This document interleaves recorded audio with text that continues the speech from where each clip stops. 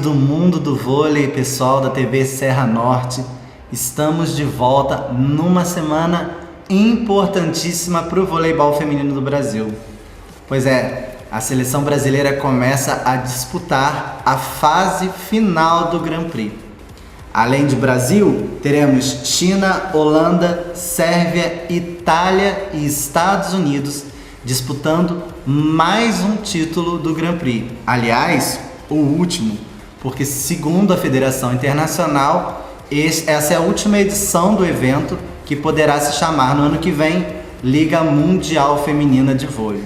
Pois é, o evento vai mudar, vai se transformar, então mais valor ainda vai ter esse último título, né? A seleção brasileira é a maior vencedora do Grand Prix, já com 11 títulos vencidos e luta aí pelo 12º. A gente sabe que a realidade brasileira hoje é bem diferente do que a gente está acostumado, né? A renovação foi muito grande na seleção, né? Forçada aí por alguns pedidos de dispensa, algumas atletas lesionadas, e o Zé Roberto teve que realmente, praticamente, revolucionar o grupo da seleção brasileira nesse início de novo ciclo. Então, o que esperar do Brasil nessa fase final? A gente tem aí as seleções divididas em dois grupos, né? O grupo 1 com Brasil, Holanda e a fortíssima campeã olímpica China. E no grupo 2 a gente tem aí Sérvia, Itália, Estados Unidos, por muitos considerado o grupo da morte, né? As três seleções muito fortes e fica até difícil a gente saber quem vai passar para as semifinais. De cada grupo passam os dois primeiros colocados, né? Eles vão jogar dentro dos grupos entre si e as duas primeiras seleções de cada grupo vão fazer as semifinais já no sábado, no próximo dia 5, e a gente vai ter a final e a disputa de terceiro lugar no domingo, dia 6. Então agora é tudo ou nada e cada set, cada ponto pode fazer a diferença ou não para cada equipe. Bom, muita gente tem me perguntado, tem conversado comigo, falando: nossa, mas o que você acha? Será que dá para o Brasil? Será que não dá? Se a gente for colocar no papel, né, cada elenco de cada seleção, o Brasil foi a seleção que mais mudou das Olimpíadas para cá, junto com os Estados Unidos, né? A China está vindo com força máxima para essa fase final, inclusive com a temível Tinzu, né? A Sérvia, vice-campeã olímpica, não vai contar com o Janovic, mas terá de volta a canhotinha Boskovic. A Itália, que não fez uma boa Olimpíada, por ter um time muito jovem, começa a colher os frutos desse trabalho, e a gente tem aí a Postecoglou voando em quadra e fazendo muitos pontos. Então, assim, talvez a gente teria aí Brasil, Holanda e Estados Unidos como azarões. E eu colocaria os Estados Unidos assim um pouquinho à frente, apesar da gente ter derrotado as norte-americanas, mas num jogo que para elas não valia muita coisa. Mas Estados Unidos é um time muito bem treinado e sempre traz surpresas, principalmente nessas fases finais. Então, assim, a meu modo de ver, o Brasil é um dos azarões dessa fase final. Eu acredito até que um quarto lugar seria uma excelente colocação para esse início de trabalho da seleção brasileira. Mas, como todo mundo sabe, voleibol é jogado. Então vai depender muito da parte, não só da parte técnica e tática das equipes, mas do emocional. O emocional vai pesar muito. A China joga em casa, com o time completo, e para mim hoje é a grande favorita ao título, né? A Sérvia também vem muito forte, Itália, e aí Estados Unidos, Brasil e Holanda correm por fora. Então, diante desse quadro que a gente encontra as seleções, como elas estão se apresentando nessa fase final, a gente tem sim que torcer muito pelas meninas brasileiras, mas sem muita cobrança, né? A renovação foi muito grande e com certeza, se o título vier, vai ser um lucro inestimável para essa nova geração, porque é um início de trabalho muito difícil e a gente tem que dar tempo ao tempo. Então, boa sorte para as meninas. Eu acredito particularmente demais no trabalho de Zé Roberto, que é um senhor técnico, né? Competentíssimo. Eu não me canso de falar, ninguém é tricampeão olímpico à toa, mas a gente tem que ter os pés no chão e ter a consciência de que de repente ainda não é a hora do título. Mas vamos torcer para que o Brasil consiga chegar lá nesse final de semana. Bom, depois dessa pequena análise aí, um pouco otimista com relação a essa fase final do Grand Prix, a gente vai direto para o saque rápido.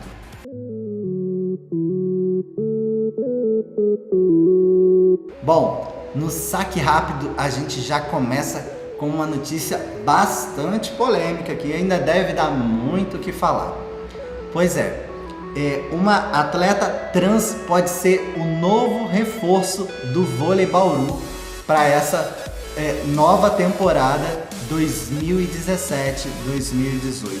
A atleta Tiffany Abreu, de 32 anos e 1,94 m, fez história ao começar a jogar pela segunda divisão da Liga Italiana de Vôlei Feminino. Pois é, desde 2016, a Federação Internacional de Vôlei permite que atletas trans decidam para qual modalidade eles vão direcionar os seus trabalhos, se vão competir no masculino ou feminino, de acordo aí com a sua orientação. No caso da atleta trans feminina, ela é obrigada a fazer um tratamento hormonal e se colocar dentro da mesma margem hormonal das atletas femininas tradicionais. Então, a Tiffany foi o primeiro atleta trans do mundo, oficialmente falando, né, a jogar um campeonato de vôlei feminino. Então, assim, é uma transexual brasileira que fez história. E começou-se um murmurinho essa semana, depois de que a atleta Paula Pequeno, ex-atleta da seleção brasileira e recém-contratada pelo vôlei Bauru, postou em sua rede social uma foto com a Tiffany com o seguinte dizer: um brinde à vida, à coragem e à felicidade. Tiffany, seja bem-vinda. Logo depois desse post de Paula Pequeno, né, o Bauru se sagrou campeão dos jogos regionais e a própria Tiffany estava na foto da comemoração com as atletas. Então começou-se um burburinho de bastidor dizendo que Bauru poderia estar contratando a Tiffany para fazer parte da equipe nessa nova temporada, até porque os planos do Bauru iniciais eram de trazer a ponteira oposta Martinez, né, a dominicana Martinez, para compor a equipe, e até agora isso ainda não se acertou. Então a Tiffany poderia vir para esse lugar fazer o papel de ponteira passadora da equipe, né? Então muita coisa tem se especulado, não tem nada oficial. Inclusive, a única coisa oficial que a gente tem é que a equipe do Vôlei Bauru divulgou uma nota oficial essa semana dizendo que a jogadora foi incorporada ao elenco para fazer a fase final de uma recuperação de lesão que a levou a uma cirurgia. Então não tem nada certo, mas caso se confirme a notícia, pode ser o primeiro atleta transexual a participar de uma Superliga de vôlei no Brasil. Nós do mundo do vôlei torcemos pela atleta e esperamos que seja feito o melhor para o esporte, né? Uma boa sorte na recuperação da Tiffany e que o Vôlei Bauru faça o que for melhor para a sua equipe. Bom, a gente estava falando no início do programa de Grand Prix. Nesse último final de semana, a gente teve as finais do grupo 2 do Grand Prix, que seria a segunda divisão do Grand Prix, né? Pois é, ele foi disputado em Ostrava, na República Tcheca, e contou com a participação da equipe local, além de Polônia, Coreia e Alemanha. E na final, a equipe polonesa acabou sagrando-se campeã, batendo as sul-coreanas por 3 sets a 0, com parciais de 25-19, 25-21 e 25-21. A super ponteira Kim Yeon, da Coreia do Sul, foi a maior pontuadora do jogo, com 15 pontos assinalados. E do lado da Polônia, da campeã, a oposta Tonsia fez 12 pontos. Bom, a Polônia foi campeã, a Coreia ficou em segundo lugar e a Alemanha garantiu o bronze, vencendo as donas da casa por 3-1. A equipe polonesa é uma equipe que vem crescendo muito. Para quem não sabe, na Polônia o voleibol é considerado o maior esporte do país, em preferência nacional, mas a equipe feminina nunca teve grande destaque no mundo do vôlei de uma maneira geral. Mas agora parece que essa nova geração está despontando e a Polônia deve vir com força para disputar o Grupo 1 ou a nova Liga Mundial Feminina, que venha a ser disputada no ano que vem. Já aqui no Brasil, a gente teve as finais da Copa São Paulo nesse final de semana. A Copa São Paulo, que é considerado o pontapé inicial da temporada de clubes, né, no estado, né? Depois da Copa São Paulo vem o Campeonato Paulista propriamente dito. Esse ano teve bastante enfraquecido, né? A gente teve a participação apenas de 3 equipes que fizeram triangular. Foi o SESI São Paulo, o Barueri, técnico Zé Roberto Guimarães, e o Pinheiros. E na final a gente teve Pinheiros e Rinodê Barueri. O Pinheiros superou as novatas de Barueri por 3-1 e levou o título, com parciais de 25-20, 18-25, 25-20 e 25-22. Né? A gente sabe aí que o Barueri está se formando agora, acabou de subir para a primeira divisão da Superliga, né? Divisão oficial da Superliga, e ainda não está com seu time totalmente completo, né? Já o time do Pinheiros vinha treinando há mais tempo e o time já está mais entrosado e com o seu elenco totalmente já participando das atividades normais da equipe. Talvez isso tenha sido determinante para a vitória, sem desmerecer a qualidade do time de Pinheiros, que foi muito bem montado e é muito bem treinado, mas a gente sabe que a tendência é que nas próximas competições o Barueri possa vir a surpreender mais no cenário brasileiro.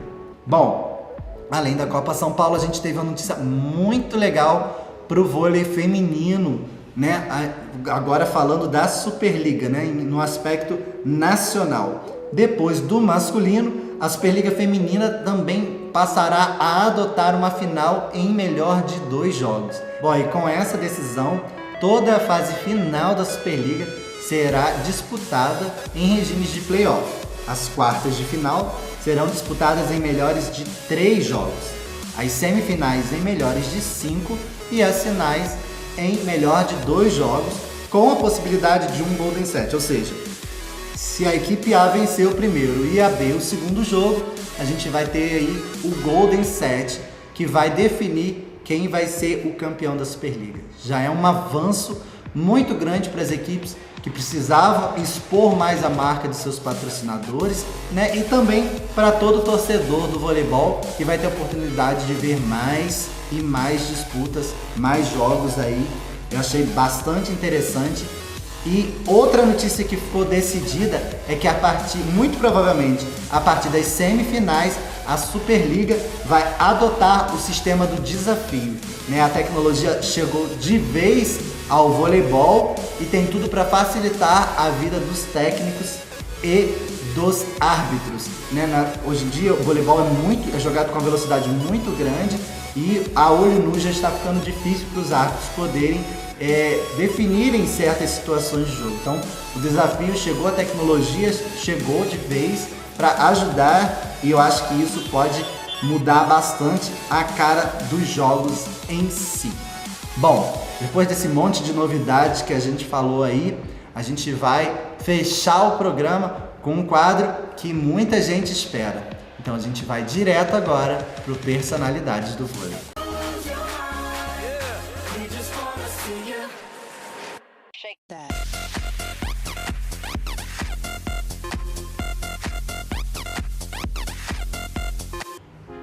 Aos 11 anos, morando em Recife, Jaqueline jogava paralelamente basquete e vôlei na escola, até que optou somente pelo vôlei, pois estava difícil conciliar as duas modalidades com os estudos. Participando de campeonatos escolares, iniciou sua carreira pelo Esporte Clube do Recife.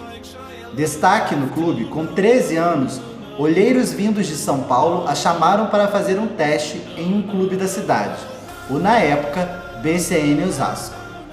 Já que passou na peneira do BCN, consequentemente teve que mudar-se de Recife.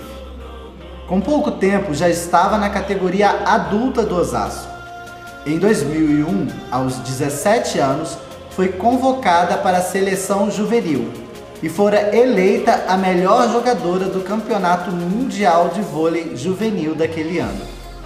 A jovem jogadora foi apontada por diversos técnicos e pessoas envolvidas no meio do vôlei como grande promessa do esporte no Brasil, o que lhe rendeu a convocação para a seleção adulta no mesmo ano de 2001. No auge de sua ascensão, no início de 2002, Jaqueline teve uma contratura no joelho, que acabou por deixar a pernambucana numa mesa de cirurgia para tratar a contusão. Ficou por volta de 6 meses sem jogar. Recuperando-se depois desse período, voltou a treinar e no segundo dia após sua volta, torceu novamente o mesmo joelho. E mais uma vez foi submetida a uma cirurgia.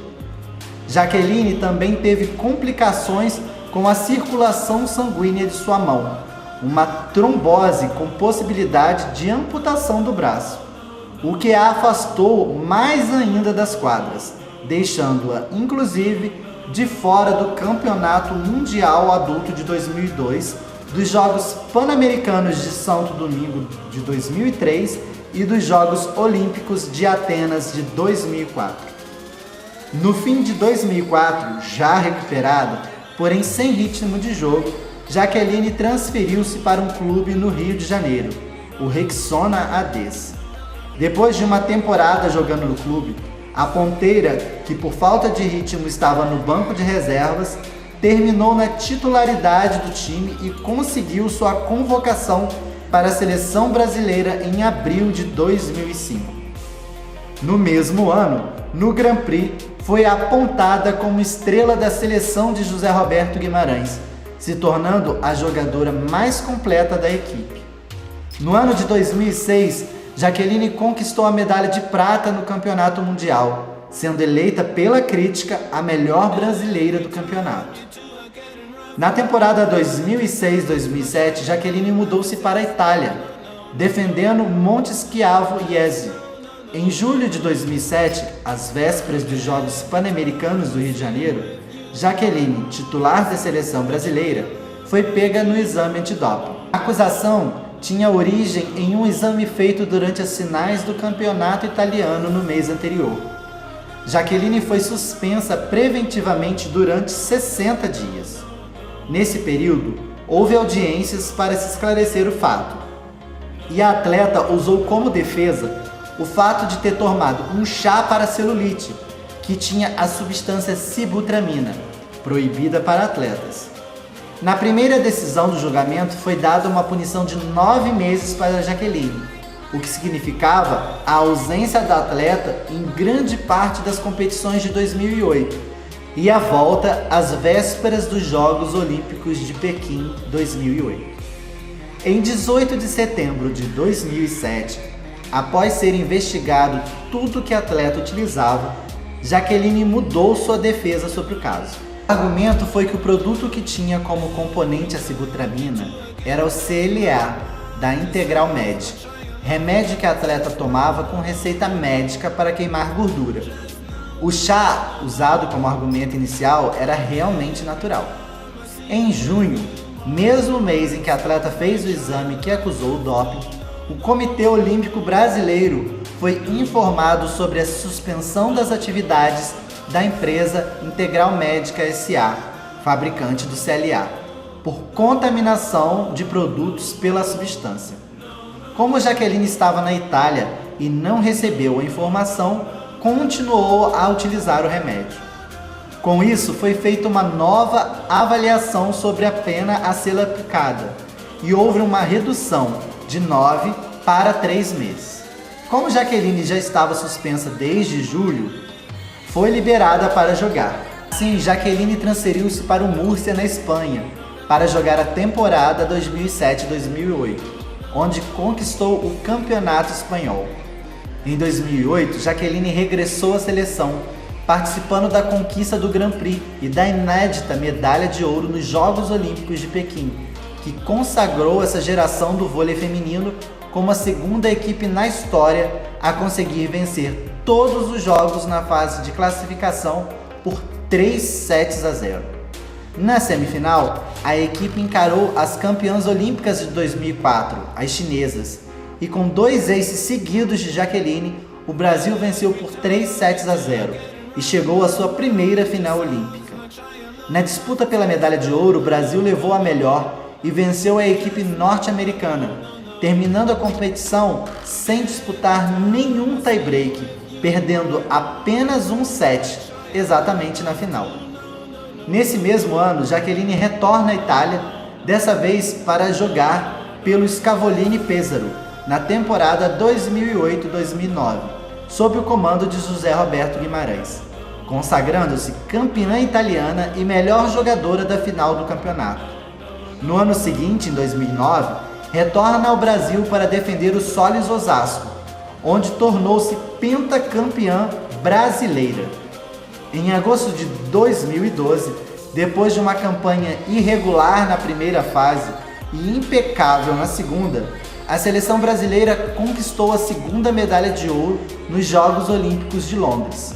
Jaqueline, ponteira titular, tornou-se bicampeã olímpica, entrando para a história do voleibol mundial. Na final olímpica, novamente diante das norte-americanas, Jaqueline foi considerada a melhor jogadora em quadra, a MVP, além de ter sido a maior pontuadora do confronto, com 18 pontos. Após o vice-campeonato brasileiro em abril de 2013 pelo time de Osasco, Jaqueline anunciou que estava grávida. Arthur, fruto do relacionamento de 12 anos com Murilo Endres, nasceu em dezembro. Recuperou-se rapidamente e pela seleção conquistou o 10º título do Grand Prix e a medalha de bronze no Mundial da Itália, ambos como titular. Sem opções para sua carreira em clubes no estado de São Paulo e desejando ficar no Brasil para não separar a família recém-formada com a chegada de Arthur, Jaqueline optou por aceitar a proposta e foi jogar no Minas Tênis Clube, junto com as campeãs olímpicas Valeuska e Carol Gataz. Posteriormente, ainda ganhou mais um título do Grand Prix em 2016 e participou também da malfadada campanha nas Olimpíadas do Rio de Janeiro. Atualmente, Jaqueline encontra-se sem equipe, mas promete voltar à seleção brasileira em breve.